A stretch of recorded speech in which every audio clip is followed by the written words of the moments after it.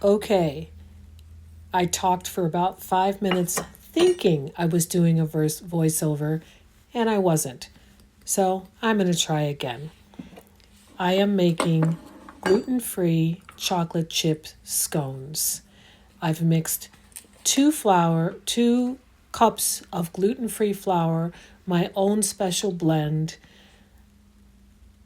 2.5 teaspoons of baking powder, 1/4 teaspoon of baking soda, 1/4 teaspoon of salt, and a 1/4 cup of sugar into the flour.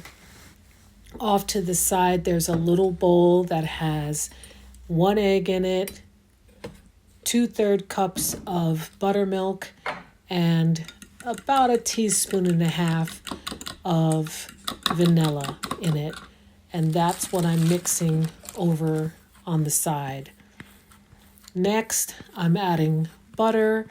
Most recipes call for 6 tablespoons of butter. I don't really measure. I just take a chunk of butter. I usually have a roll and just shred that. It's probably more than a cup, which may seem like a lot, but you definitely get a lighter, fluffier, tender, cakey, not really cake, but like a biscuit, which is basically what a scone is. It's just sweeter, and you can add things to it like chocolate chips or fruit of some kind. You can add zest to it, lemon or orange zest, these different kinds of things. So it's just slightly sweeter than a biscuit, and there's an egg in it, which is not normal for a biscuit. So those are some of the differences with a scone versus a biscuit. I've mixed all my dry ingredients together, including the chocolate chips. They must be in there before you start adding your wet ingredients. Whatever dry ingredients you have, make sure you mix all of that in first before you put any wet ingredients in there. And then once I start, I put a little bit of the wet ingredients into the dry ingredients, mix it with a fork, finish putting the rest of the wet ingredients in there, mix that up really good with a fork until I can no longer use a fork to get all those ingredients incorporated. Then I use my hands and start pulling all the dry ingredients from the bottom, trying to bring them up to the top and form that dough into a ball. And the bowl should be pretty clean. There shouldn't really be any residue from the dough. Now I'm just shaping my dough and preparing it to be cut into separate pieces to be baked. A lot of people at this point don't fold their dough for scones, but I like to because I like a higher rise in my dough, in my final product.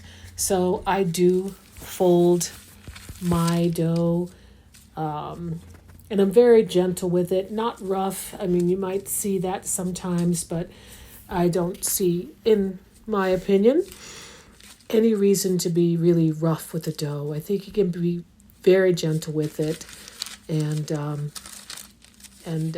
fold it and shape it and get it ready to be cut. So here I am just preparing this final shaping so that I can cut the dough.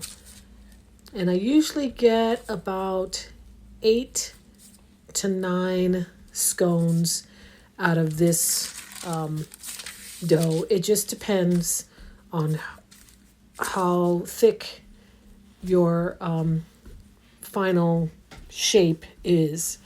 I'm usually about 3/4 of an inch, and I know for some people that might be pretty thick, but that's just the way I like to make my scones. So getting ready to cut it right now. I use a square one. You can use a round one. Some people will just use a knife and cut them into triangles. I just kind of like the square ones. They're easier to store, easier to place on a baking sheet when you're preparing to bake it. I just like, and it's easier to hold.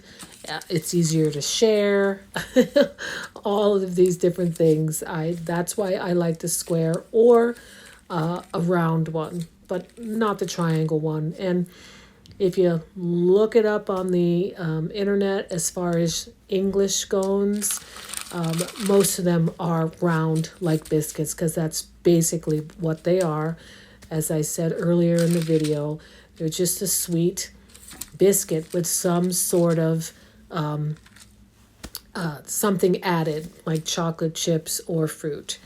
So that's really the only difference, and that you use an egg.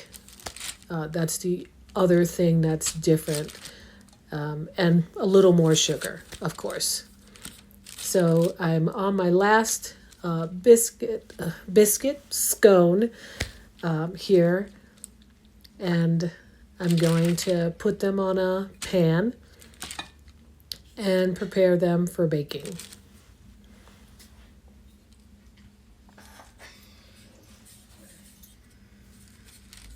Apparently my dog is in here. I didn't know that.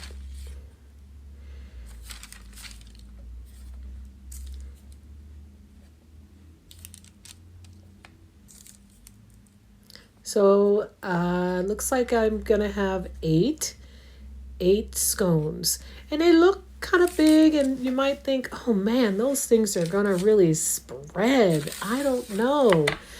You'd be surprised how well they hold and do not spread. They rise very nicely. So I'm setting the oven. I have a air fryer / oven, so I can bake in it as well, and I've put it on the bake setting for 14 minutes. The oven does have to preheat, but this particular oven takes maybe 5 minutes to preheat.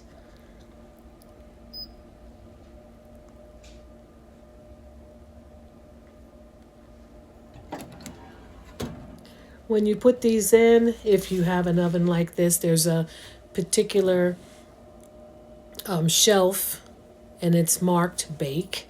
So you want to make sure that it's on that shelf. And also in the recipe, it probably calls for a higher temperature, but I had to test and manipulate a little bit, and 400 at 14 minutes is just about perfect for making these scones in that oven. Only in that oven. It could be different if you're looking at a recipe and you're making it in the oven. I would suggest following that. And this is the final product of my scones. Enjoy.